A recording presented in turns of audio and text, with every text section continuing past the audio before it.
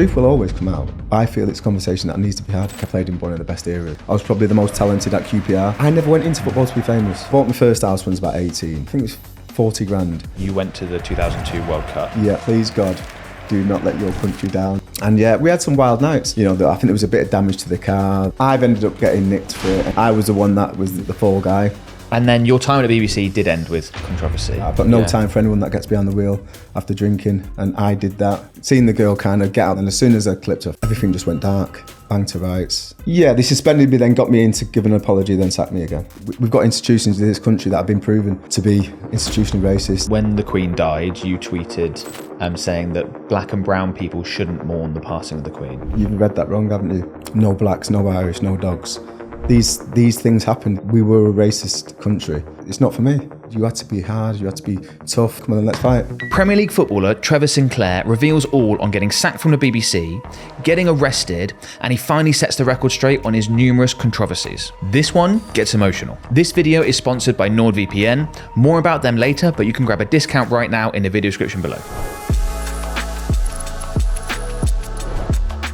So you made your debut in football before the start of the Premier League. Football's obviously changed a lot since then. How has it changed?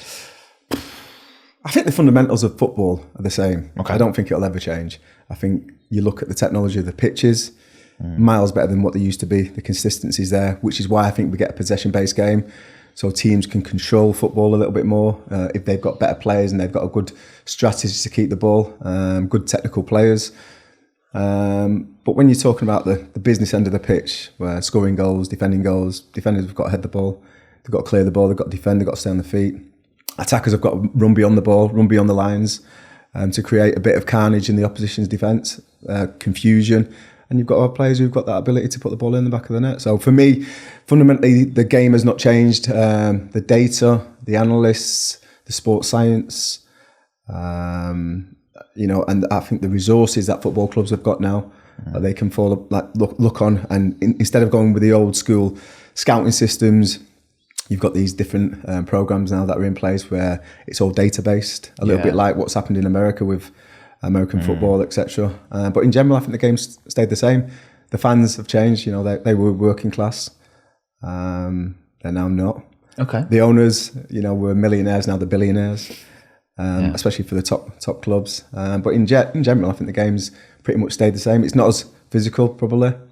You know, the physical contact between players, which I like because I like, you know, offensive, creative, them players that are going to get you off your seat.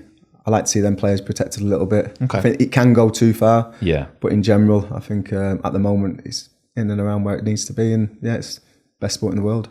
Do you think we've gone a little bit too far with the possession base? Is it all a little bit play it safe, you know, turn back in, play it back to the fullback? Well, no, because I think you still see. I mean, I don't think it's as exciting as it used to be. You know, when I got the ball when I was a winger, and I got the ball, it was one of them. My manager would say, when you get the ball, it's 1-on-1. Do your stuff. Yeah. Now you see so many players, so many attacking players choose to either pass it or go back or keep possession. You're trying to create overloads. I understand the science behind it. And as a coach, I respect it because, you know, you see a lot of coaches when they go into the game, they look suntanned and full head of hair. I've not even got that before we've even started, so we are in trouble. But full head of hair, look $1 million, you know, epitome of health. Yeah. And 6 months down the line, you know, you think, wow, they've aged about 15 years. Yeah. So I understand why managers want to have that control, want to have that kind of possession-based football and feel like they've got some kind of control over the game. But from an excitement point of view, it's nowhere near as exciting as, for me, I played in one of the best eras. Right. You know, the early 90s, the 90s. I thought football was really at the top of its game. And it's just a different version of the game at the moment. But it's like anything, it cycles. It will come back round to them individual players getting on the ball and taking the player. Yeah, I think it'll get there again. I think we've seen this kind of football before with Liverpool in the 80s, you know, possession-based football. Celtic in the 60s, Leeds and Nottingham Forest, you know, there's been different clubs at the top of the game played it in different ways. But even now, even though it is still a possession-based game, you still see teams with 80% possession losing football matches. Yeah. Because you've got, you know, defences, disciplined teams against them, don't make mistakes, keeper plays well, and then moments in the game they can hurt you, and that's the beauty of the sport. As Greasy would say, it's a funny old game. So it's almost like, if you have that well organised, everyone's playing to a pattern and a routine of play, you might need the Maverick to unlock it that does something different. It'd be fun to see that back. That's how I was taught as a young pro. Not so much at Blackpool, because we were a 4th division team. We won promotion with quite a talented side, I thought. But when I got to Queen's Park Rangers and working under Frank Sibley and Jerry Francis, who was a real scholar of the game, played at the highest level, great people skills, and a teacher. And it weren't the first teacher that I'd worked for, because I'd worked for Dave Sexton when I went to Lilleshall at the National Sports Centre. So going into work with Jerry and him putting that effort into me, one-on-one coaching, team play, out of possession play, working in shape and understanding what your role and responsibilities are, it was a really good apprenticeship for me to learn the game properly. And it did help me in the end, because I got an injury at QPR when I was a bit of a maverick player who could adapt to a team play. But when I then got an injury, which took a couple of yards off me, changed me as a player. Okay. And when I came back, I needed that skill set to be able to be good enough to be in a team. Because if it was just down to me getting the ball and taking players on, I probably wouldn't have been good enough. So that apprenticeship that Jerry worked into us, for me personally, it extended my career at the top level massively. Okay. I'm just going to pause for a second, because I'm very proud to announce that this show has its first sponsor, and it's a good one. It's NordVPN. As the owner of a marketing agency that operates online, it's really important for me and my team to stay protected with whatever we're doing online. And that's why NordVPN is essential to the operation of my business. Now, if you're a massive football fan like me, you can't watch every game because of the ridiculous 3 p.m. blackout, but you can if you use NordVPN. You can change your virtual location to another country where that game is actually being played. You can also watch games when you're abroad. NordVPN is also the fastest VPN, so no buffering, lagging, slowing your internet down. To get the best discount off your NordVPN plan, go to nordvpn.com/Ben Heath. Our link will also give you 4 extra months on a 2-year plan. There's no risk with Nord's 30-day money-back guarantee. The link is in the description below. Go ahead and check it out. You went to the 2002 World Cup. Yeah. What was that like? Immense. Yeah. Real proud moment. You obviously graphed your backside off. I remember going in cross-country runs when I was 10 with that dream, thinking, win this cross-country run and you're going to have a chance of becoming a professional footballer. And you have these goals and you achieve these goals. And the first one was to be a professional footballer. Yeah, got that. 16, Blackpool, made my debut. Amazing. Next goal, kind of played 15 games, which would have activated a new contract to go on the same wages as that's the what rest. You had to do? 15 games. So first season, 15 games, new contract, on the same kind of money as the rest of the experienced pros. Thought, right, we're doing it now. I'm a professional footballer. Then I had a bit of a lull, spending money, partying a little bit in Blackpool, too much. Okay. And then you think, you know what, I need to come back to type, get back to working, get back to grafting. I had a really successful season the final year at Blackpool. We won promotion. And at the end of that year, that's when I made the move to Queen's Park Rangers. So already I was a Premier League player. What's the next goal? Can you get in the England squad? So everything happened quite quickly early on in my career. And then I got the knee injury, and it was a little bit of step back and reflect and see if I can find it again to make it again. Yeah, which you did. Just a little aside, I want to ask a few more questions about that World Cup. Oh, yeah. I want to ask about partying. Yeah. Because you've had obviously some controversies in your career. Yeah. One of the ones I wanted to ask you about was after a West Ham Christmas party, things got a little bit out of hand. Yeah. What happened there? You know what? It was a prank. It was a prank that went wrong. Yeah. We was at in Romford. Okay. And the lads were. I think we finished 5th in the Premier League.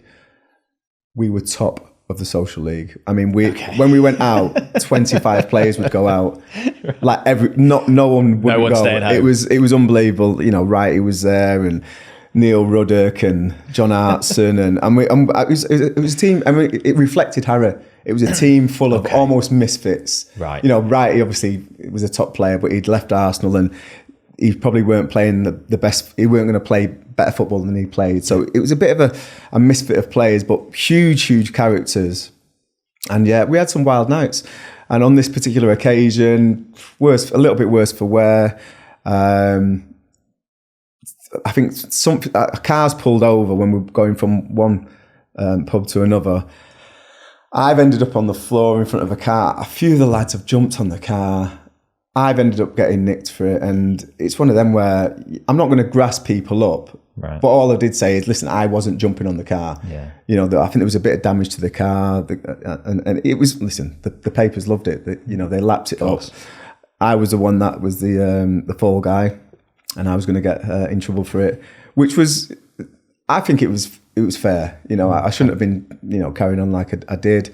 We were all in high spirits. It was a prank. There was no malice in it. Yeah. There was nothing sinister about it. But a few of the lads got a little bit excited, jumped around on the car a little bit. I think on the bonnet. I can't really remember. But yeah, it was a difficult one with Harry the next day.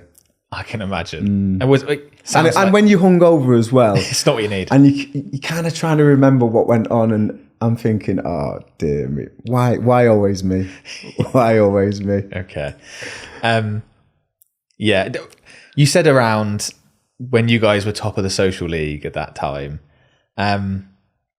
Is that something has always been a part of your career? Like, we spoke to Gabby Lahore recently, and he said he was partying just all the time. Were you like that? When you weren't partying all the time. Okay. I was a dad at 20. Right. So I had different responsibilities, different commitments. I was always a one woman man. So me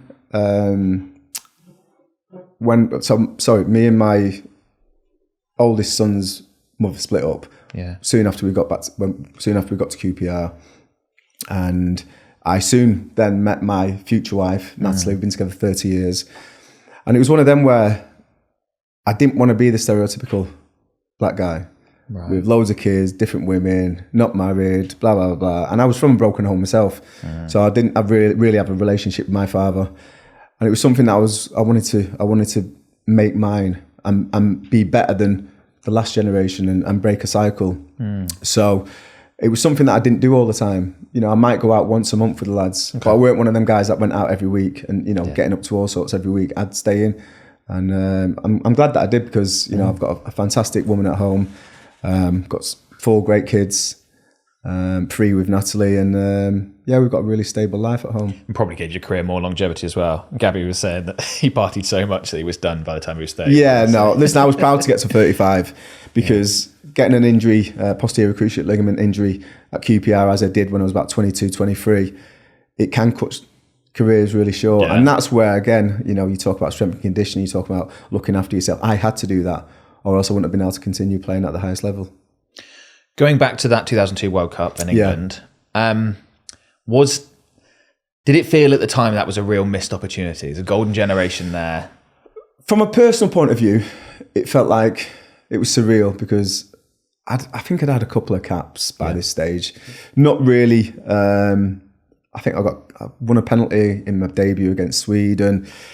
I had a couple of okay games, but I didn't really put my name on the shirt. It wasn't mine. And in the initial squad, I wasn't in the squad. Okay. But there was the extras. Like I think there was 6 extra players on standby who went to Dubai. Yeah. For the training camp. And I was out there enjoying it. And then I expected, to get cut, as it was expected, to get cut with the rest of the 5 guys that were on standby. And Sven and Adam Crozier at the time said, listen, Trevor, we want you to come out. And it was just me. So it was a little bit of a strange one because I went out there and we had a couple of friendlies. I think one was against Cameroon, one was against South Korea. And I was struggling. Like mentally, I just felt like the odd one out. And training, I felt like a little bit like the Grim Reaper. Like I was waiting for somebody to get injured so I could then be picked in the side. Sure. And that's not me, do you know what I mean? And then I had a really disappointing cameo role against South Korea. And I thought, it's just playing on my mind too much. Mentally when you're not there, it's difficult to put great performances out. So I was honest about it. I pulled and Sven said, can I have a chat with you and Adam, the chief executive, Adam Crozier. We had a grown-up conversation. I said, listen, I don't feel like I'm part of it properly. I said, can I go back to Chadwell Heath, which was where West Ham trained at the time? I'll keep training. And if anyone gets injured and you want to invite me back out, I'll jump on the next flight. Okay. So I came back, got literally, I think when I landed in London, there was already rumours that Danny Murphy had twisted his ankle and he's going to be doubtful for the tournament. Right. So I had a day or two at home with Natalie, recharged the batteries, went back out there and felt refreshed. And I don't know whether Gareth has taken anything from this, but when I went back out there to the squad looked drained. They'd been out there for like 3 weeks already. Right. They looked really tired and fatigued and just looked a bit like a drained battery. And I went in there buzzing. I'm in the squad properly now. Mentally, I've sorted myself out. I've had a little cheeky, couple of glasses of wine at home with Nat, relaxed, and gone back out there clear, knowing what my job is. And it's probably not going to be playing, by the way. I'm thinking I'm going out there, I'm going to support this group, whether it's keeping them honest in training, making sure the intensity's right, making sure that I'm supporting them half time, before games, after games, to make sure we can try and do as well as we can. That was me. I was a team player. Yeah. And then when I went out there, this first game we drew 2-2 with Sweden. Second game, 15 minutes in, Owen Hargreaves goes down. I think Joe Cole's not well. Kieran Dyer is another winger who's on the bench. I think he had a little bit of a niggly muscle injury. So Steve McLaren looked over towards me and went, so I'm like looking behind me thinking, who's he talking to? Not I'm me, like, surely. Literally, I'm looking at all the flags around the stadium thinking, oh, he's from Manchester, he's from this, he's from that. This is amazing. Just loving it, absolutely loving it. Yeah, yeah. And then I literally didn't have time to get nervous. So as I was going on the pitch, I just remember saying to you, please God, do not let your country down. And it was literally, that's all I had. That's all I had. Get your first touch right. Get your first touch right. Yeah. First touch, I think I've got it. Laid it off, made a run in behind, and I just thought, just keep on running in behind because he's not enjoying it. And I was against a good fullback. His name will come to me in a minute. And I was thinking, just keep on running him. And in the end, it was one of the most famous victories of that era, beating Argentina 1-0. Yeah. Beckham with a little bit of revenge, scoring the penalty. And I thought I played well in the game, especially because I didn't expect to play. Came on. Was lively, and it was a wonderful experience just celebrating in front of the fans after that game. The roof was on, the boys were buzzing, and with 4 points from 2 games, in a great position to qualify for the knockout stages. And then after that, it didn't. Well, after that, got out of the group, but we got out of the group. So we drew with Nigeria, and that was a boiling day again. The weather over there, it was the heat was intense. Yeah. And then we had a fantastic evening against Denmark, 3-0 winners. Rio scoring that goal, not Rio's goal, and then doing a silly dance afterwards. And that was a really fantastic, memorable night in the rain, which suited our players down to the ground. And then very used to the rain. And then the quarterfinals, and boiling day, 30 degrees.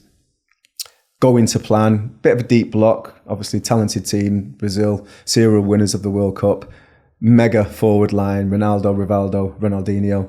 And we're thinking, right, we've got to suppress them, be disciplined. And then we had Michael Owen up front. Can we hit him on the counter-attack with quality? And we did that. We 1-0 up, game plan working perfectly. Sven must have been buzzing. And I'm sure the fans were buzzing with the way that the game was panning out. And then just before half-time, we conceded a late equaliser. And I always remember it because they wore blue on the day. And as Rivaldo celebrated, he took his blue jersey off and he had a banana yellow vest on. And it's just one of them things that wake you up in the night, like hot sweat, and you're thinking, oh, it did happen.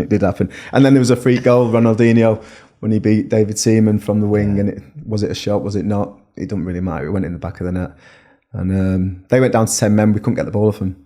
They played keep ball, and frustrated the life out of us. And it was a disappointing end, but to see them go on to win it gave you a little bit of satisfaction thinking you got beat against the best. I'll get back to my conversation in a second. Before I do, I've just got a very quick favour to ask, and that's to please click the subscribe button. Now, we want to make this the best show we possibly can, have the biggest and best guests on possible, and build the best possible community. For that, we need your help because we need subscribers. Now, currently, about 97% of people who watch the videos on this channel aren't subscribed, so please just take a few seconds, click that subscribe button. Let's get back to the show. Yeah, it's the first World Cup that I remember, and everyone talks about England having a great generation, but I mean that Brazil team, that was really a golden generation. Yeah, when you look them 3 players, it's ridiculous.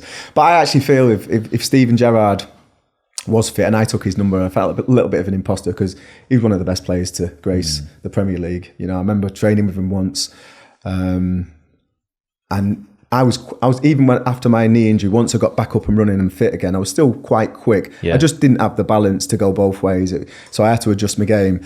But I remember the ball going over the top for me in a training 11v11, and seeing Gerrard about 3 or 4 yards from me chasing me, and I thought, oh, put my head down and, you know, gain a few yards so I can turn when I get to the ball and front him up. So I put my head down about 20, 25 yards onto the ball, and as I've looked, he's even closer. So he's caught me as I put my head down and thought, put the afterburners on.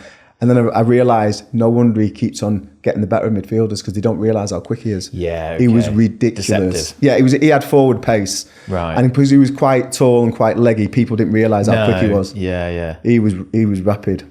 Interesting. But I do feel if we had him in the team, not putting myself down, but I feel we would have had a better chance. Do you think Sven was the right manager at the time? Yeah, Sven was a great manager. Calm. I think today's era would have suited him because I feel in the game now you've got a lot of teachers, a lot of mentors as managers, rather than part of that era was where it was still a little bit of that bullish kind of manager, intimidation, shouting and screaming, teacups and that. I think Sven wasn't like that. And I think his style of management would suit today's game. Interesting. I hadn't thought that before. Yeah, and it's sad to see him unwell as well, isn't it? Yeah, of course. Yeah. So when you're out in Dubai, you get involved in media work whilst you're out there. Yep. How long did that last for? Because obviously you came back and did more media work. How did that sort of work? So I lost my job, but everybody lost a job. So it wasn't me getting into trouble or anything. I worked for Abu Dhabi Sports TV, obviously Sheikh Mansour's company. Yeah. Working on the Premier League. I actually had my own show where I was hosting. So as you are now, it's a lot easier doing my job because I don't have to read off scripts and this, that and the other. But I had a kind of a match of the day show, which we used to pre-record on a Monday night. Oh, cool. Going through all the games from the weekend.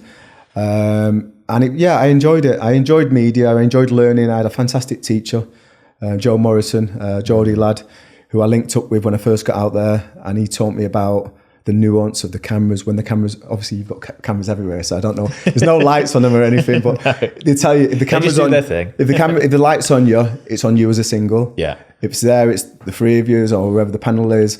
And if it's on that one, you can, sort yourself out and get yourself. Okay. And he was just a great teacher of information about being in the studio, and the way that he his analogy was, when you first come on, let's just keep it simple. 2-touch, 5-yard passes. Right. Okay. As you get more familiar, you can throw a little switch of play in, and then when you've been at it a year, you can do a couple of little step overs and put it in the top corner.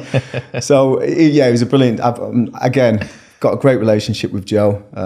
He came out actually when I was out with the Indian national team at the Asian Cup. He came out to see he covers India anyway. He's based in Dubai. But he came out for one of the games, and we linked up there, and it was just brilliant to see him.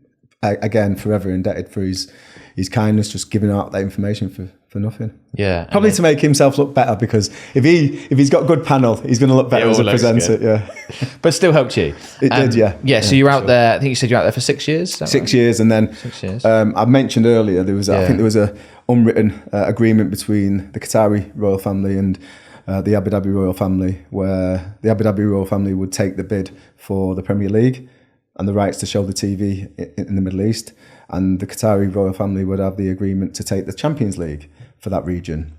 And one year, Qatar decided to take both, and I think that's where there's a lot of friction between the two countries. And I mentioned earlier, PSG, I think there's a little bit of a voodoo on them because they're struggling to get over the line with the Champions League, and maybe it comes from making your bed, from not acting as perhaps, well, I guess at least you would have hoped they would have acted. Yeah, so that meant that you were literally out of a job then. We all lost our job, and that was one reason. The other reason was our kids were getting older, young teenagers, and I remember once we popped back to see my dad and Natalie's, my stepdad and Natalie's mum and dad, and it was really, we were quite close to Blackpool, and the kids were like, we need a wee.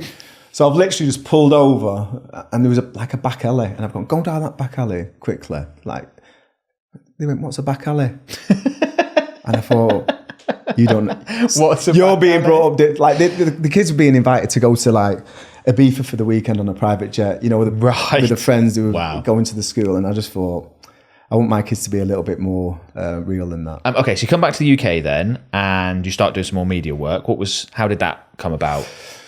So, I mean, I walked into a job. I bumped into Darren Peacock, my old teammate at QPR in Dubai, and he was telling me that he was coaching Lancaster City, and he said, I need a number 2. So I'm thinking, well, I'm going back in the summer. I coach. I want to maybe have a go at seeing how good I can be at it. Why don't I come in and be number 2? Yeah. So that was one facet of what I was doing when I first come back.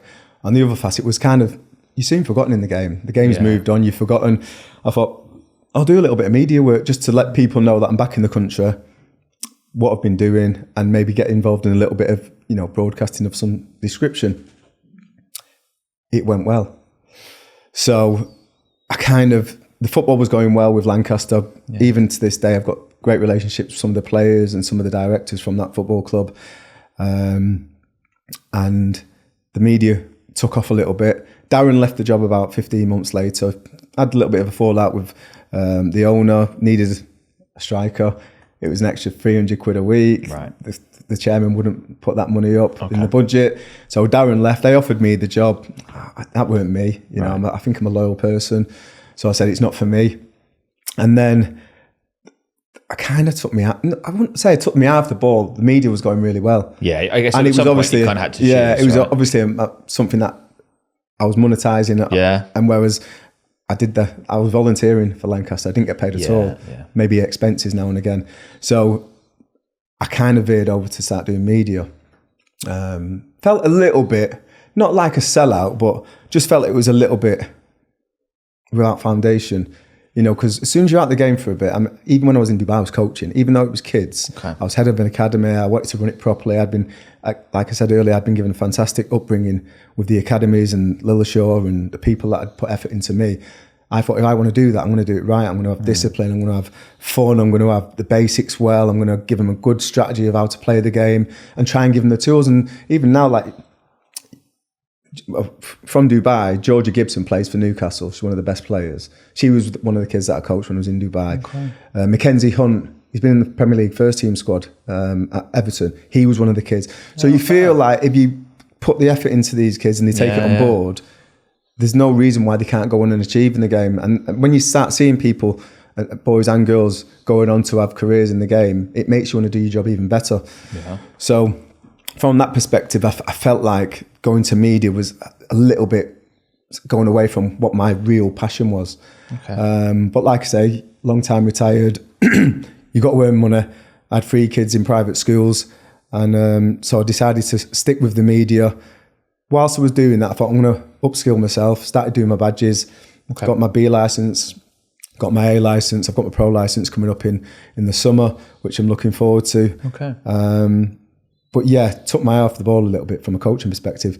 Only for a few years. 2017, I set up an academy with a partner for kids that were getting released from under 16s at pro clubs, because we felt like there was a gap in the market and these kids needed support mentally, practically, and they needed an environment where they could go and, you know, show that fire in the belly and go again.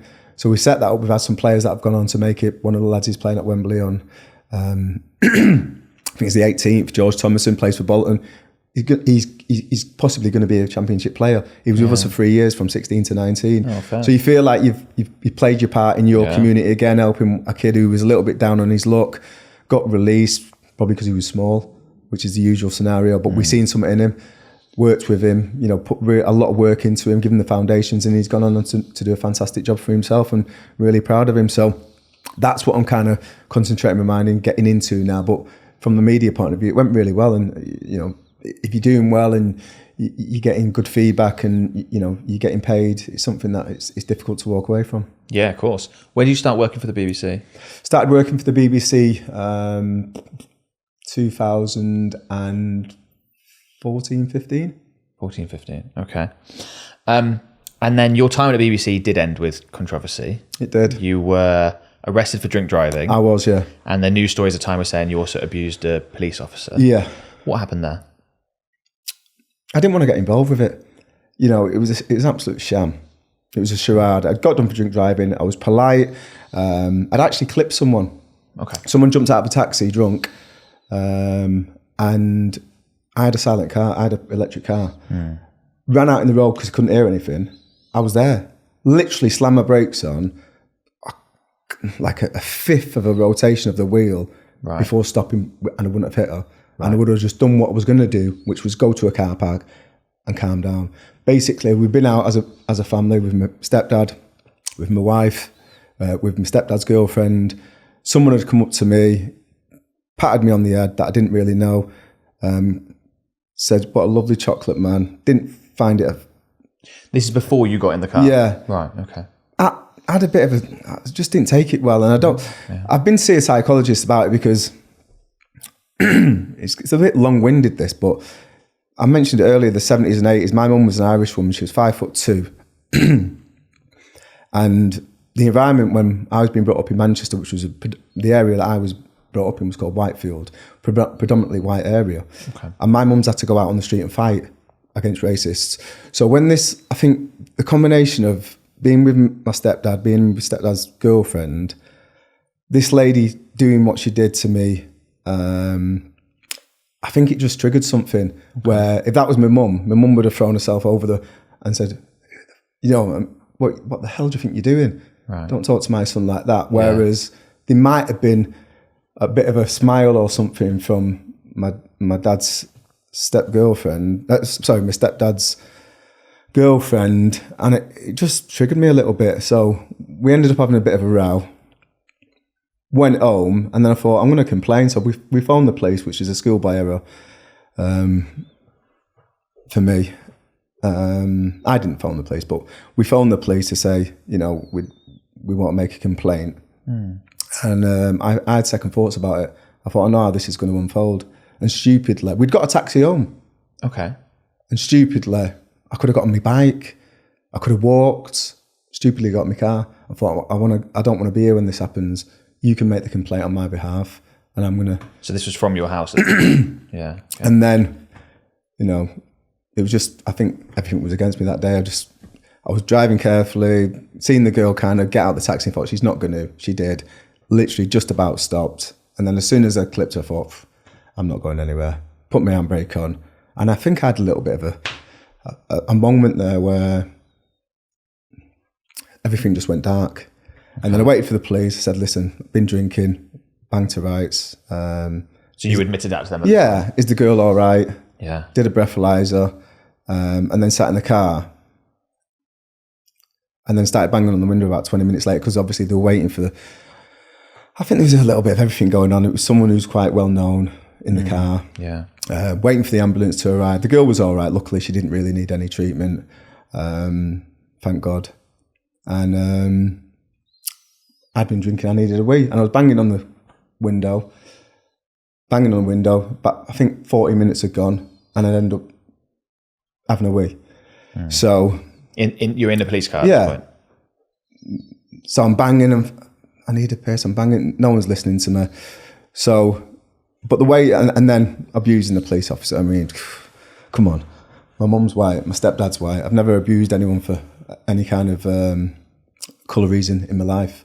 Okay. So they wanted me to go to Crown Court to drag it out for 2 weeks. Me spend 100 grand going to Crown Court to defend something that I know I'm not guilty at. Actually, my brief, we seen the video evidence, and there was absolutely nothing there. And he said, "You've got to fight this." And I said, "I can't bother getting involved in their circus. Okay. I'd rather just admit, because everyone knows I'm not a racist person." Right. Actually, I've been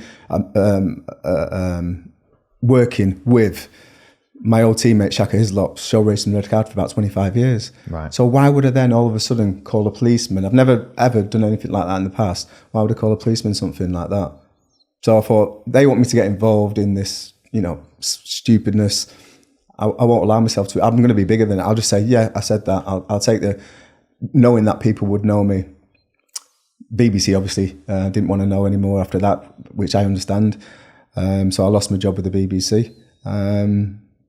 But yeah, I mean, it's one of them. We've got institutions in this country that have been proven to be institutionally racist. I think the police force is one. The Met Police has been proven, but I think they're all hand in hand. And yeah, it's one of them where I just had to take it on the chin, do my community service, do my year's ban, which I deserved. I definitely deserved that. It was a year's ban from driving? Yeah, it's 15 months, so I deserve, and I've completely deserved that. I've got no time for anyone that gets behind the wheel after drinking, and I did that in that situation, which, yeah, I regret that. And I don't really regret a lot of things, but I do regret that.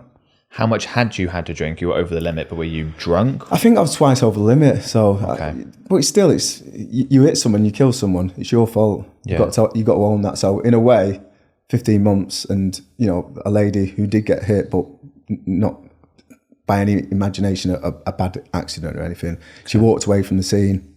But I feel lucky that I got away with that. Losing my job, being criticised in the papers, I deserve that. I'll take that on the chin all day long. I wouldn't have been able to live with myself if you would have hit somebody and killed somebody. So, yeah, really big mistake that I've made, and something that I do regret. You mentioned around the Crown Court, but you had admitted to being drunk and things like that. So was that to fight the racism angle? Yeah. That was what was being advised, that you should go and do that? I should fight it, yeah. Okay. Yeah, so my solicitor said, you've got to fight it, look at the evidence. There's no evidence. Right, I see. It was just one of them, based on something you said? Yeah, but based on something I said that but only 2 people heard. Right. So the police officer that said he heard it, and then his partner who was there said he heard it as well. But actually, they've got the body cams on. It didn't pick up on anything. And not only that, it was an hour and a half after we got back to the station that they made these claims. Okay. So I'm thinking, why get involved in such a circus? They make the rules. They know the law better than anyone. Why try and defend myself on that? Because at the end of the day, it's my word against theirs. Even if the body cam didn't pick anything up, what's the point in fighting it? I know myself, heart on heart, I wouldn't ever call anyone anything like that. Do you think that the news stories at the time, did they focus more on the drink driving incident or the fact of supposed abuse of the police officer? No, I did. I don't read them.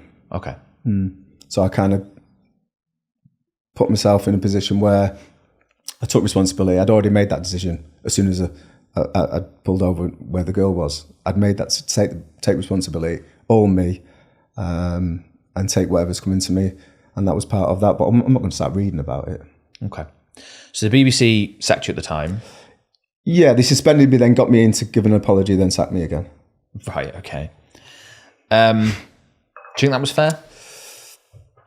I think if you asked anyone that worked with me, whether it's at BBC, whether it's at Abu Dhabi Sports, whether it's at TalkSport, I think they'll tell you what they think of me. Okay. And it's certainly no racist angle about me at all. I mean, you've only met me for a couple of hours, but my wife's white. I'm half white. My mum is white. Do you know what I mean? I was brought up in a white area. I've got loads of white friends. I've never said anything like that. I'm completely against all that.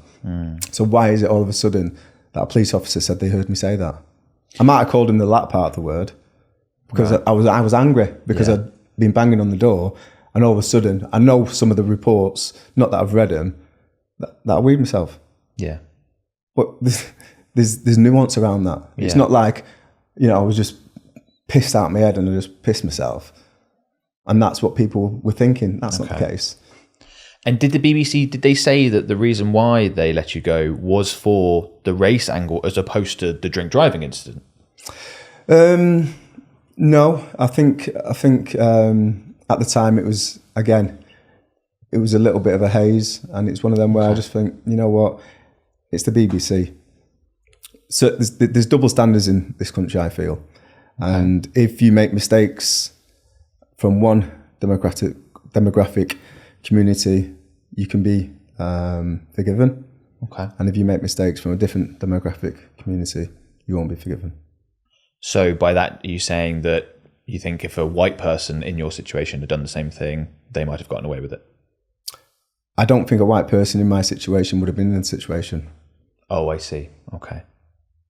I think they would have made the apology like I did, taken responsibility, and been taken away. Right, and then that would have been that. Yeah. Okay. Interesting. At the time, you must have feared that your media career was over. Yeah. But it wasn't. You later went on to work for TalkSport, for example. Yeah. How did that come about? So Lee Clayton contacted my agent and said, we liked what we heard from Trevor on the BBC regarding the way that he broadcasts, the way that he talks about sport, the way he talks about football, the rapport that he has with people. We want to have a chat with him. So I met up with Lee. So I said to Lee, listen, Lee. And just quickly, what year would that have been? What's the timeline here? 2019, maybe. And how long after this incident we just discussed is that? Maybe 18 months, 2 years. Okay.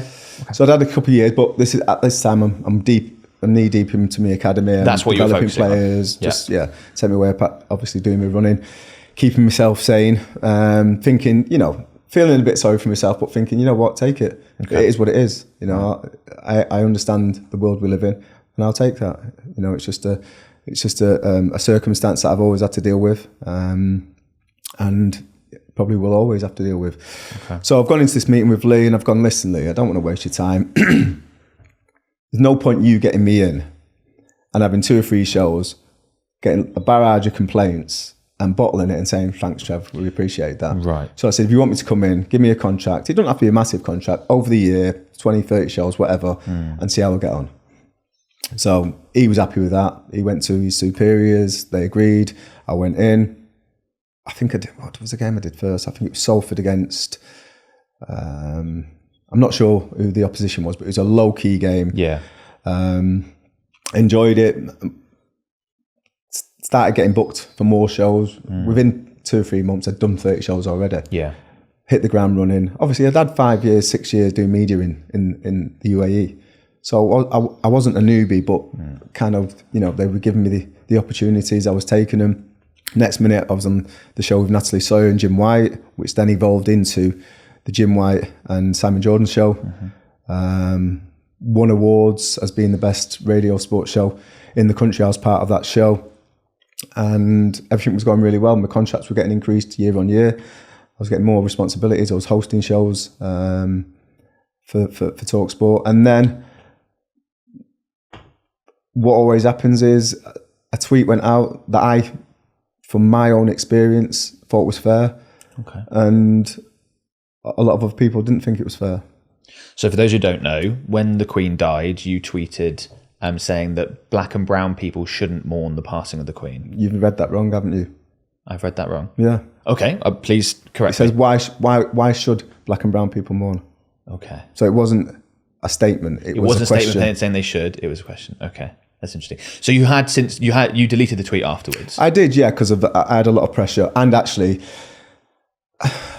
I didn't regret what was said in the tweet, because I actually, hand on heart, believe that was a genuine question. Okay. And it was a question repeated around the world, but not within England.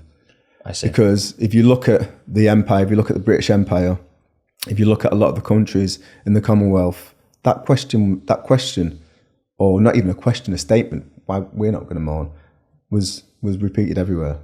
Okay. But we're insular, we're in Ireland.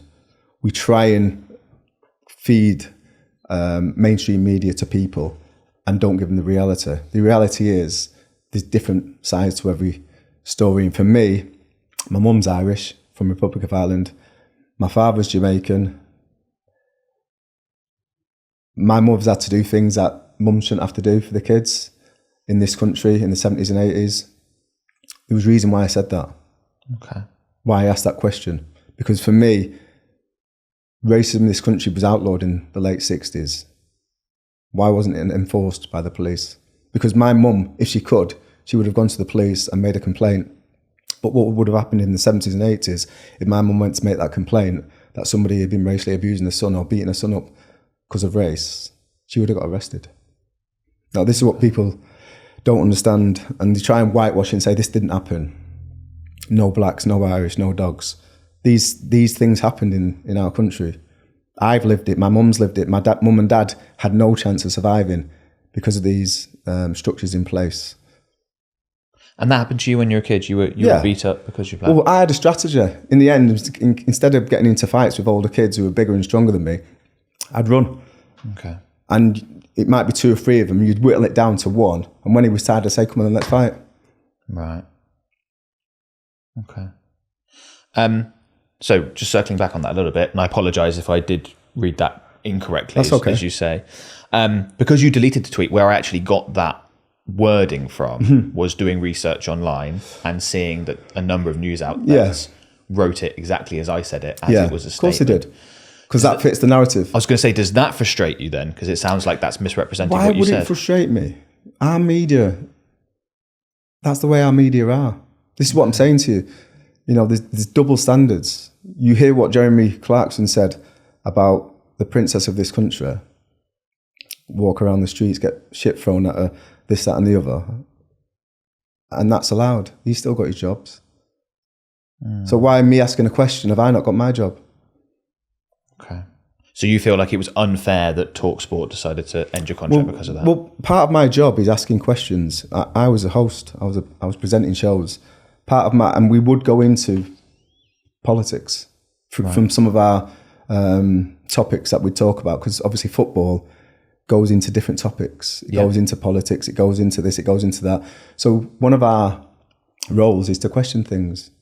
I asked a question. And actually, the question was aimed at a certain demographic part of our society. Okay. So anyone not in that society, why are they getting upset about it? Because I asked a question.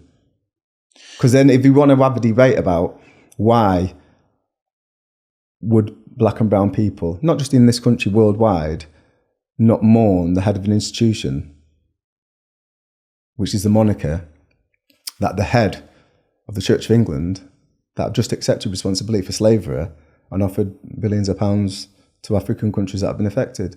I mean, where do people not get it? Did you feel a responsibility to say something like that? Obviously, people think I felt a motive about it. You felt a motive about it? Yeah, because my mum was, she was a fighter, but she had to fight a lot. And there was a lot of trauma around that. And in the end, my mum was from an era where there were drinkers. My mum died at 57 years old. I hold the institutions in this country partially to blame for that, for the pain, for the trauma that she had to go through. Why is that? Sorry, can you explain a bit on that a bit more? I mentioned earlier when we talked about no blacks, no dogs, no Irish. Do you understand what that means? Oh, I see. Okay. So my mum had a very difficult time moving to England. Because she was Irish? And because she was with a black man. Right, okay. Okay, so there was outside bars, outside hotels, outside restaurants, outside guest houses, these signs would be erected because we were a racist country. When the Race Act was brought into law in 1968, 1967, there was different phases of it. Why wasn't it enforced by the police? Okay. Because they allowed it to continue. Because, as we've just seen by certain reports that have been made on the Met Police, it's institutionally racist. It's not difficult. This is not me talking. This is factual. So these structures in place have delayed where we are now, where you can actually make a complaint if you're racially abused, and you'll see somebody take accountability for that. This should have been happening in the late 60s, early 70s. It wasn't. And I feel the trauma that my mother had to endure through that was one of the reasons why she ended up drinking. My mum she wasn't an academic woman. She'd read a book a night. She was an intelligent woman. But if you look at a scenario where you've brought kids into this world and you're thinking, this is unjust, there's no fairness about this, I mean, that'll drive you insane as a mother who's trying to protect the kids. Yeah. So I feel this played a huge part in the demise of my own mum. Okay.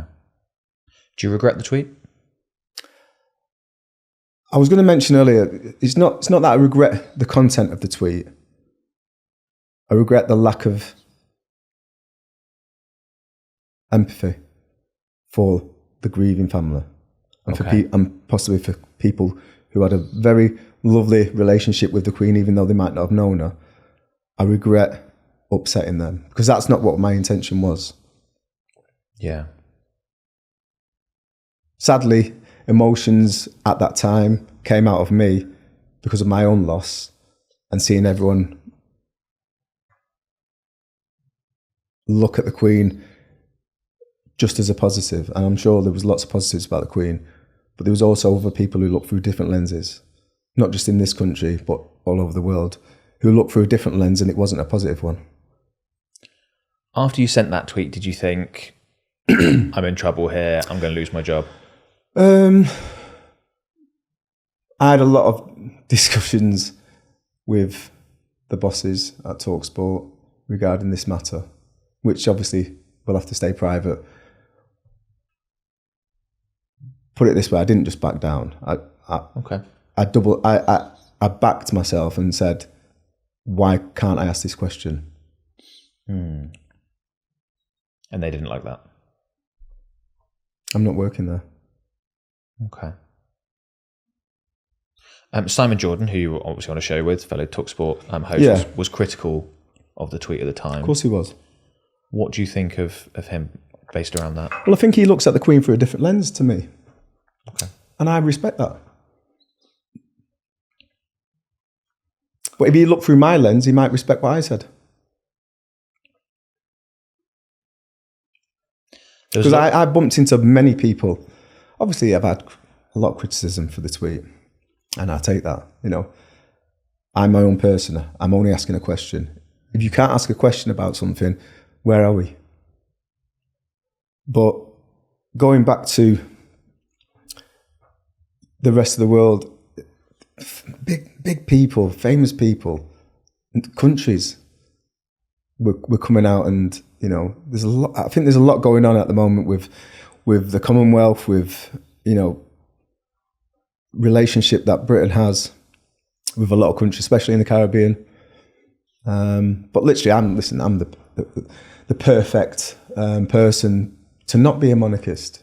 You know, the history of Ireland, the history of the Caribbean, the history of Africa. I'm looking through my lens. I'm not asking anyone to look through my lens. I'm just telling them through my lens, why would black and brown people mourn? Okay. There was a lot of criticism saying it was unpatriotic. Do you think it was unpatriotic what you tweeted? It was unpatriotic, yeah. Okay. But you've got to understand, again, there's a nuance. I was born in England. I was brought up in England. I feel English. But I'm also from a descent. I'm from an Irish descent, and I'm from a Jamaican descent. So it's not, excuse the wording, it's not black and white. I'm proud to be English. I'm proud to play for my country. It's one of the proudest things I've ever done in my life. But I also have, you know, two different cultures that I'm proud to be part of as well. And they've got a completely different way of looking at the monarchy, at the British Empire, and what they took around the world with colonialism and all these different things. Now, the Queen wasn't responsible for that, but she's the head of the monarchy that are involved in that. Okay. That have been involved in that. It was interesting. I knew I was going to ask you that question about whether or not it was unpatriotic. And it was interesting, something you said earlier, where you said when you were first played for England, you were just thinking to yourself, I don't want to let my country down. I thought that was an interesting, it was an interesting thing to come out of someone that has been criticised for being unpatriotic. But then you have to say, when we learn things, when I was playing football, all my brain cells are working on playing football for performance. When you stop playing, you read. Okay. So I've educated myself a lot more than when I was 35. I'm 51 now. And some of the things I read about what our country as a whole did around the world, it's not for me. I think it's appalling. And what part of the problem is, when I mentioned earlier, we're an insular country. We've got mainstream media feeding people what they want about history. But if you go outside of England, you get a flip side of the story, which is not so complimentary, about the British Empire and what they did with their armies and navies. Where do you think we're at now as a country? We don't want to talk about it. We do not want to talk about it. King Charles came out and said he welcomes an independent investigation into the links of slavery with the country and the monarchy. Prince William came out and said it's a stain on the British history. We don't want to talk about it. Because I think part of dealing with a problem is talking about a problem. And if you're not going to start talking about a problem, you're going to start whitewashing history. Truth will always come out. It might take time. But I feel it's a conversation that needs to be had. Where do you think we're at with racism in football? I think there's still minorities. I think there's minorities of racism at football grounds. I think it's being stamped out because of the proactive work that the Premier League, the FA... Do you think we're making progress on that front? We are making progress, but it's snail's pace. Not enough? It's too slow. Okay. What would you like to see done to speed up the process? But I don't think it's football. I don't think it's a football problem. It's a societal problem. So unless the big governance of this country, the big governing powers of this country want to buy into it, football can do all it wants, and they are trying to do things. But unless the big institutions... You can't get bigger than the monarchy, you can't get bigger than the government, you can't get bigger than the police. Unless these institutions want to speed things up and want to eradicate it, it's going to be there. What do you feel they would need to do that? Well, government-wise, I think the rhetoric has been appalling regarding migrants, regarding race, regarding borders, regarding sending people to Rwanda, regarding lack of empathy for countries that are being bombarded. There's lots of things, and I didn't want this to be a political conversation, but I'm a granddad. I'm 51 years old. I think you have to be politically aware of what's going on, and for me, the rhetoric from the government at the moment, whether that's Conservative or Labour, it's something that I couldn't vote for. Okay. Well, thank you for talking about that so openly. It's appreciated. Bringing things back to football. Thank God. That was deep. Do you think players take everything more seriously now? Nutrition side of things, perhaps? I think so, yeah. I think the game's definitely evolved. I think Arsene Wenger, when he first came into the game, into the Premier League with Arsenal, I think you started seeing a huge shift. My probably moment with that was with Paulo Di Canio at West Ham. I'd always looked after myself. I always prided myself doing pre-season. I always tried to be at the front of the group and push myself as much as I could. I had a fantastic pre-season with Ray Wilkins, which unfortunately ended up with us being relegated at the end of that season. But the preparation and leaving no stone unturned from Ray Wilkins was superb. We just weren't good enough. Right. We had a young squad. We just lost Les Ferdinand, Darren Peacock. The players that came in weren't quite at that level without being disrespectful to them. Les Ferdinand was one of the best players in the Premier League and we lost him to Newcastle. So it was always going to be a difficult player to replace and we didn't replace him and we struggled that season. But it weren't through the lads not being fit enough. We were a fit group of players. And that's where I first started realising that there's so much more to what you can add in layers to an individual and to myself as an athlete. You played for Man City, before this version of Man City. When we were like an average Premier League team. Is that a sense of like maybe you missed out a little bit on the good times? Like I said before, Ben, I feel like I played in one of the best eras. Yeah. Most exciting. When you're talking about Mavericks, when you're talking about real characters on the pitch, when you're talking about players who could, certain players, like you look at Razor Ruddock, smashing people, and forwards were expected to get up and get on with it. I've always said, people say to me, do you think you could play in today's era? Well, I think winners find a way anyway. So whatever you're saying, like, George Best, he'd find a way to be, he probably wouldn't be such a party boy if he couldn't compete athletically. He'd make them adjustments and he'd adapt to make sure he was still the best player. I'm not so sure some of the players today would have been able to play in the era, especially the forward players, where you can't expect that you're not going to get kicked because you're going to get kicked. That was literally the information from the manager. Give him a whack early doors, see if he fancies it. Some of the players would go under. So you had to have like a real resilience about you. I think you had to be a bit stronger and have a little bit more muscle around you than the players now. You look at them, they're all like, single digit body very fat, lean, very slight. Yeah. One tackle, I don't think they'd be able to take that impact. So I think from a financial point of view, of course, it's ridiculous. Some of the lads are on £500,000 a week and you're just thinking, wow. Just a little bit. But on the flip side of that, maybe it would have been too serious for me. I like to unwind. I like to have that more relaxed approach. Yeah. I like to have that little bit of freedom away from the game, which players aren't afforded now. So, maybe I played in the right era for me, but the wrong era for the financial rewards. Yes. Sticking on Man City as a topic, they've obviously changed a huge amount. They've had a lot of success.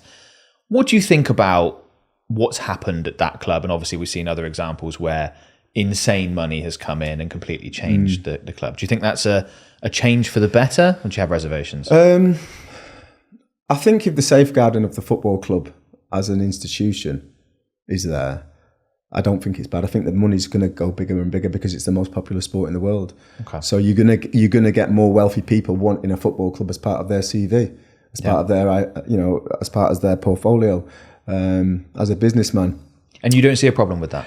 I don't see a problem with it per se, but I think when you start talking about states owning football clubs, I think we have to look at that. I think the governance of the game needs to be looked at properly, because I think they missed the bus, to be honest, because stuff's already gone on which they can't then go back and change it.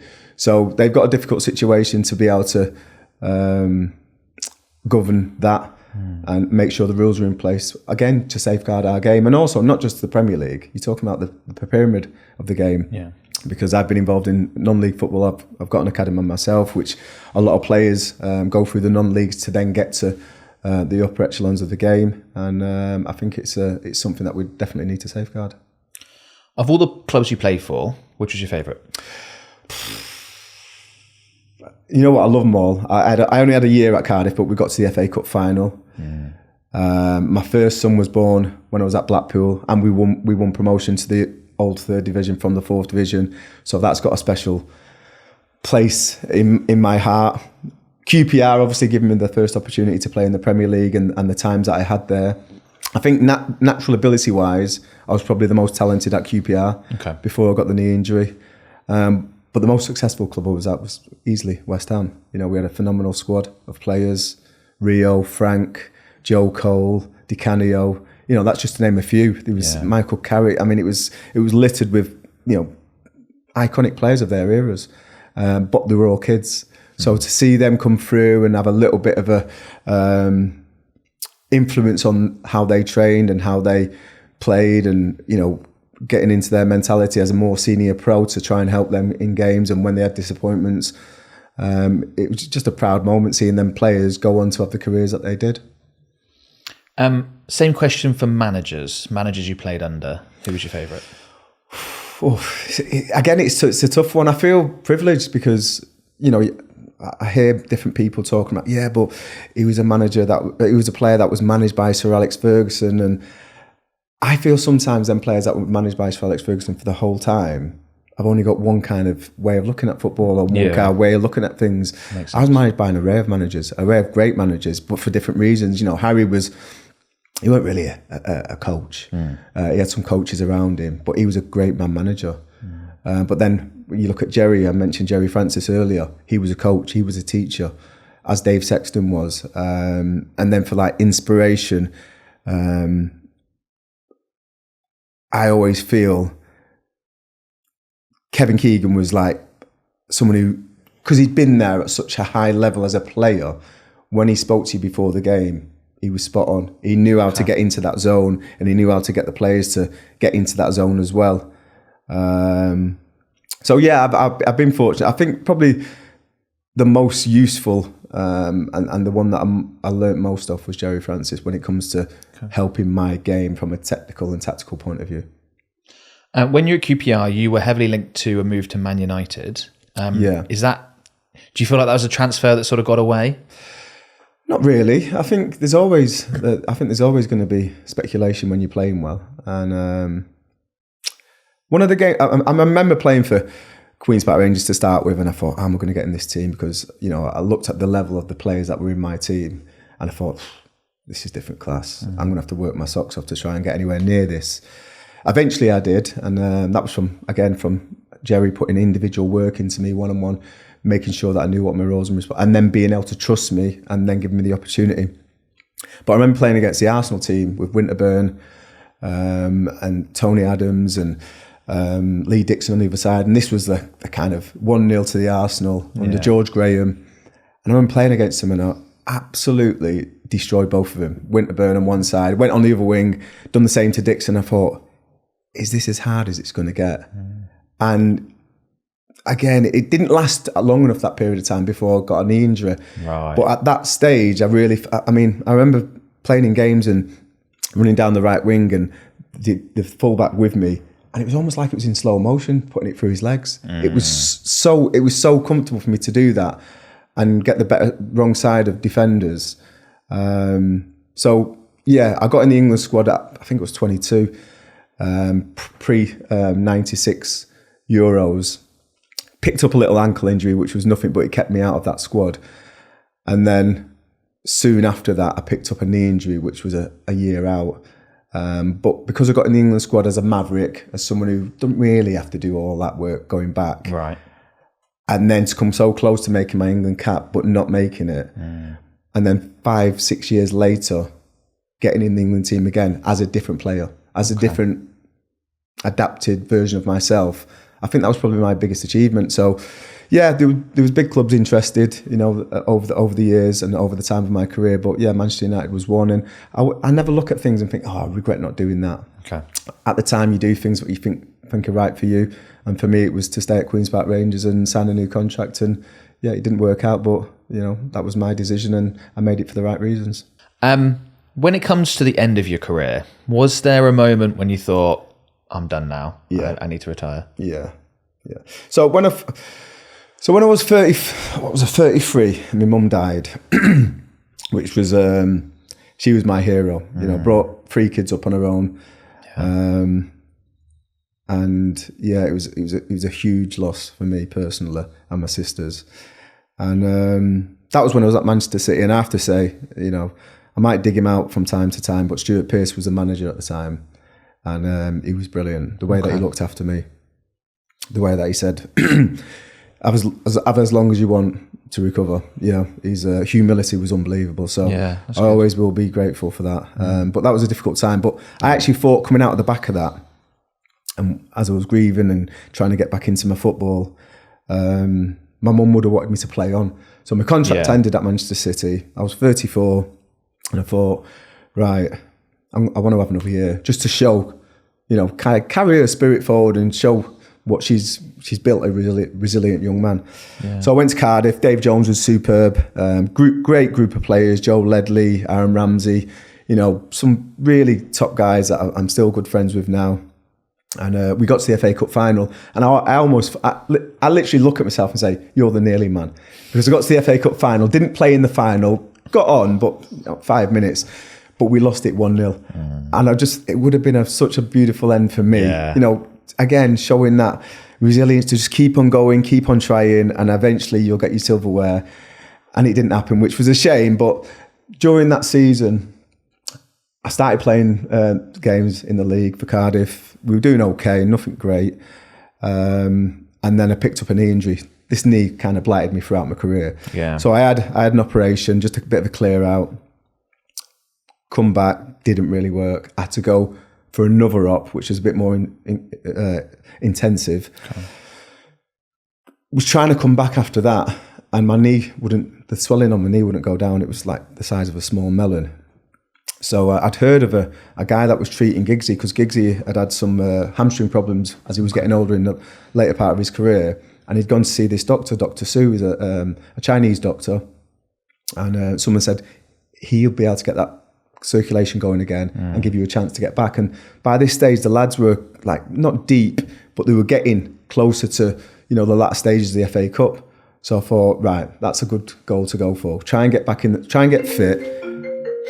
That is definitely 10 press ups. I'm not even joking. Harry, that is 10 press ups, man. So going back to it, it was a real goal. It was a carrot for me to say, can I get fit? To the final. So I went to see this Dr. Sue in Manchester for 2 weeks, intensive treatment. He did a whole load of treatment, wet cupping, which is where, in the end, loads of blood clots ended up coming out of in and around my knee. Which, if you've got blood clots in any joint, it's not going to be able to get fresh oxygen to it. It's not going to heal. Okay. So this was the big thing. So you needed to get rid of that, get rid of the blood clots, treat the actual muscles around the knee, make sure it's all clear. And then I didn't miss another day's training for the rest of that season. I think I came back just after Christmas and didn't miss another day's training after that. And even to this day, as you know, Ben, I run every day. Yeah. So, but I knew when I needed that second up, and when my knee was like that afterwards, you feel a bit sorry for yourself. You think, look at the state of that. Yeah. It's not getting better. Anyway, I got it better. I thought, I'm going to finish this season as strong as I can. Ended up playing in the FA Cup final, even though it wasn't a Hollywood ending, but at least I played in an FA Cup final. And then thought, you know what, you're a long time retired. I've got a young family. What am I going to achieve now? Right. So I literally woke up one night in bed and I woke Natalie up and I said, every road after retirement, staying in this country, leads to the same thing for me. It leads to me getting into trouble, us splitting up and upsetting the kids and upsetting the family. I said, why don't we go to live in Dubai? Because we bought a house in Dubai when we went to the World Cup. So we got you actually bought a house? Bought a house, yeah. Oh, okay. So we all got offered a house, a good deal on the Palm. And so you already had that as an option? It was getting ready to be built, and literally it got built, we furnished it and moved in. Yeah. So the timing worked out well. So this night I said to Natalie, I think we should move abroad, try and give ourselves a little bit of time to process my career and what I'm going to do next. And actually, it wasn't by design, but as soon as I got out there, I started doing a little bit of media work with Carlton Palmer. He was working for a sports company out there, a TV station. Started doing coaching because my kids were getting coached out there. They started playing, and the coaches were not great. And I thought, if my kids are going to learn, I want to try and teach them properly. I'd had a fantastic upbringing, Lillershaw and Boundary Park Juniors in Manchester, and I had a really blessed environment as a kid coming up, and I didn't want my kids not to have that. So I started coaching, did my licenses, and my kids play now. One's in New Orleans, the other one's playing in Manchester. So from that day, I knew I was going to, as soon as we finished with football and the FA Cup final, I knew we was going away and we're going to try and do something different and have that anonymity to deal with not being a footballer anymore and not have to deal with the media pressures and things like that. That's really interesting because I've spoken to a lot of ex-footballers and a lot of them really struggled in that window. I'd recommend it. If you can go abroad and just have a little bit of time with the family. It helps Dubai because obviously there's international schools there. Yeah. It's an English-speaking country. Yeah. Great. My kids were like 5, 6, 4, 2, whatever they were. So they were young. They were like, oh, we're going to Dubai to live. Yeah. They didn't even question it. Yeah. We had a nice home to move into, and we got the kids into Repton School, and we were going to go for a year, and like 3 months into it, I'm like, why are we going back? Yeah. And we decided we're going to stay and just go with it. So you didn't know you were going to. It wasn't the plan necessarily to do media work whilst you're out there. No. That's just something you fell into. I went out there, Ben, just to chill. Did you think you just wouldn't work because you were only going to be there for a year? I just wanted to work out what I wanted to do in my life. Okay. Yeah. Whether that was, go into management or coaching, go into media, go into whatever it was, I didn't know. And I was thinking about it for years before I retired. And a lot of players will be in this situation where it's all right saying, right, well, I've got these bits in place financially. Yeah. What are you going to do you can't play golf every day. Yeah. You get bored after no time. Yeah. So it's a question that hangs over a lot of footballers. What are you going to do with your time? Do you think you sort of coped with it mentally a lot better because you made that move? I coped with it a lot better because I started running. Oh, interesting. Okay. So as soon as I got out there, I was still grieving. And I think part of the reason why I went was because I was just a bit pissed off. Yeah. So I went to Dubai, joined a running club, Creek Striders.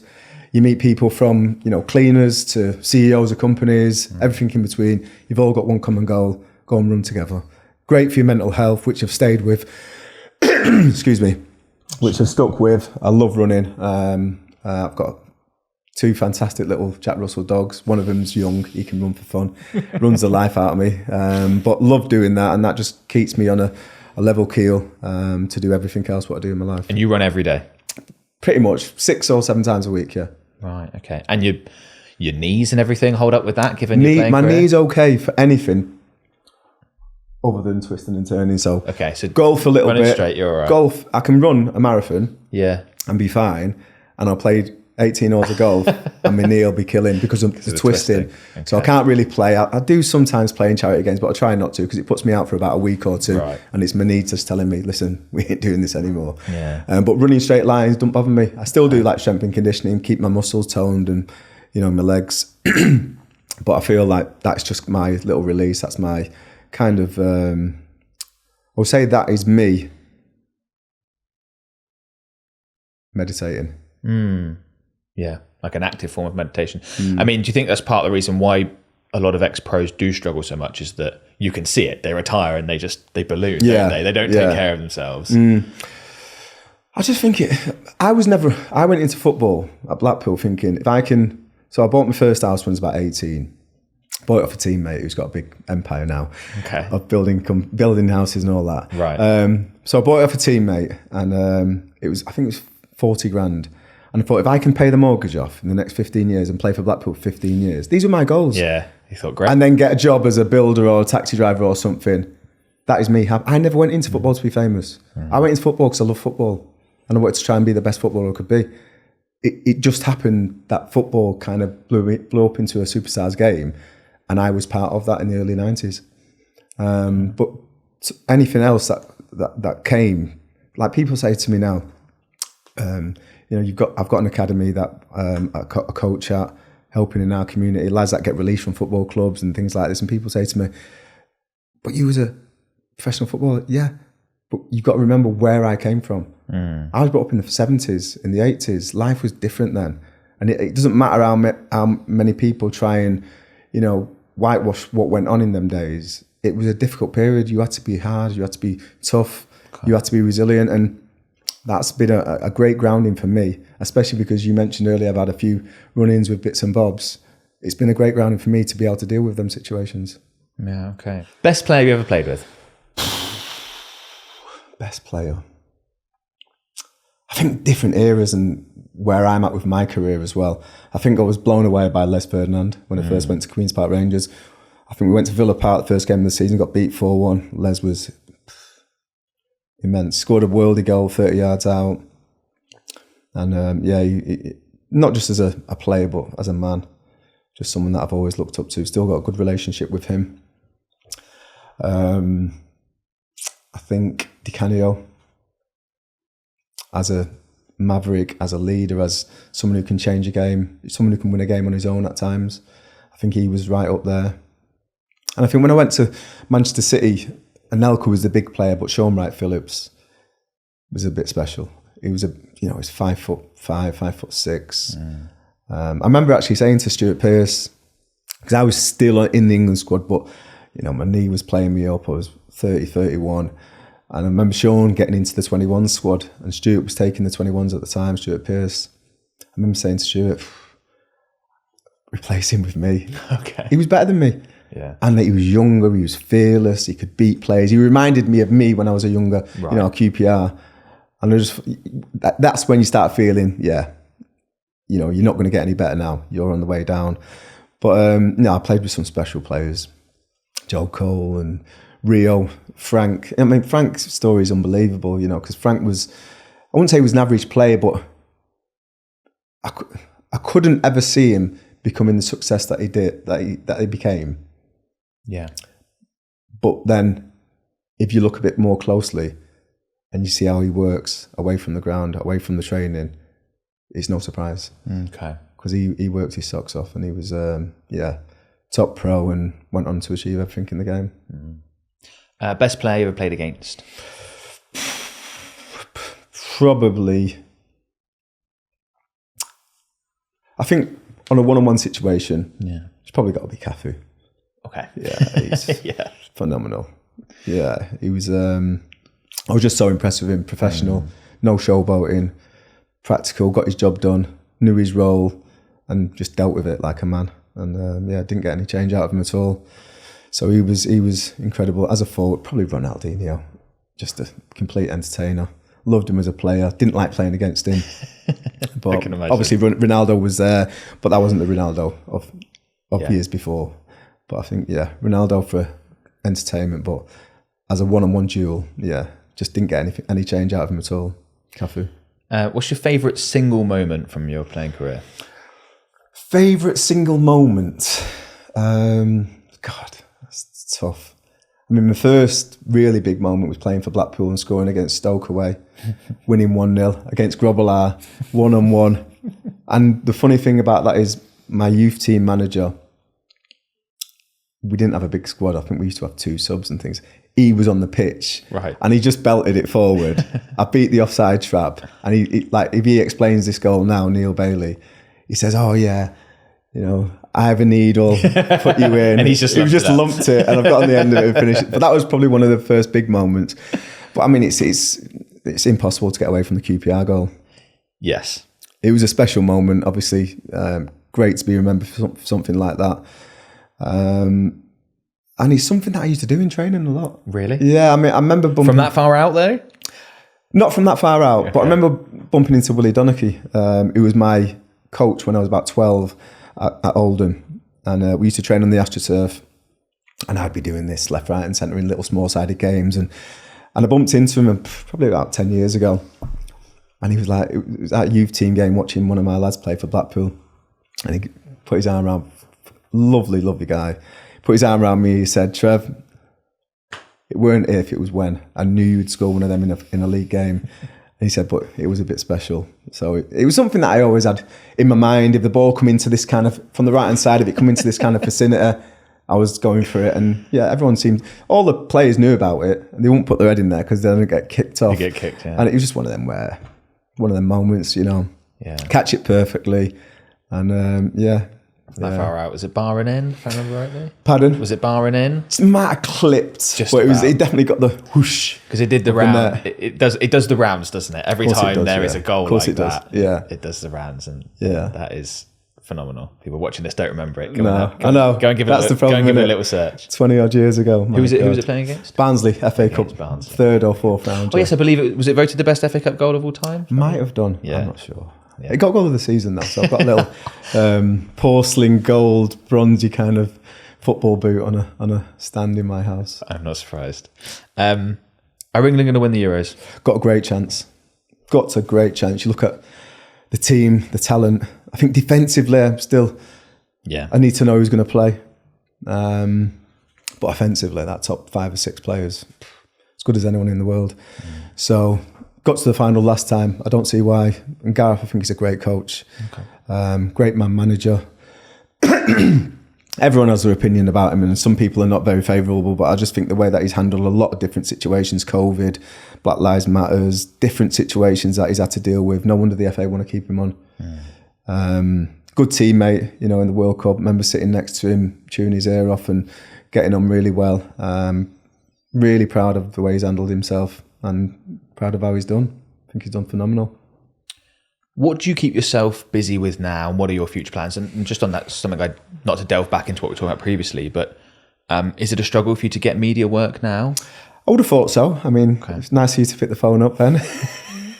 But it's not that I've been actively massively searching, because I know, the way that the last situation ended, it was going to be difficult for me. But fortunately, I've got an academy where I coach, which keeps me busy day to day. Fine. I got an opportunity to work with Igor Stimac and the Indian national team out in the Asian Cup in Qatar for a month. That was an incredible situation, and that's kind of captivated me a little bit and grabbed me in again to want to coach, because I've gone in there meeting 25 new players. I think I knew Sunil Chantry and Gurpreet before I went out there as a goalkeeper. Got to know all the players, built up a bit of a rapport with them over the month, all the medical staff, all the coaching staff. Really enjoyed it. Think I left a good impression. And that made me feel like, this is my calling. I really love coaching. I love helping players. I love being around it. I've got a real enthusiastic way about me on the pitch, and whether it's running, whether it's whatever work they're doing, I feel like I've got like little nuggets of information to give players that I can help them with. So that's something that I want to keep on pursuing. Again, it might have to be away from this country to get any kind of joy, but that's something that I won't give up on. And then my own, well-being and health. I love running. That's a massive hobby of mine, and I'm a family man, so I've still got big responsibilities. Even though my youngest is now 19, which I feel is almost the green light to saying, okay, I've done my job as a father. I can now start maybe looking further afield to look for opportunities in coaching, and hopefully something will come up. Okay. Well, Trevor, thank you very much for taking the time to come and speak to me. Really appreciate it, and you being open about everything we discussed. That's been fab. Really enjoyed it. Thank you. Appreciate it. Wow, that was intense. I've not recorded a podcast like this yet. There's so much to unpack from that conversation. What did you think? Let me know in the comments below. If you enjoyed this, I think you'll love my interview with Mark Lawrenson, where he reveals all on why he was sacked from the BBC. You can check it out right now. It's just here.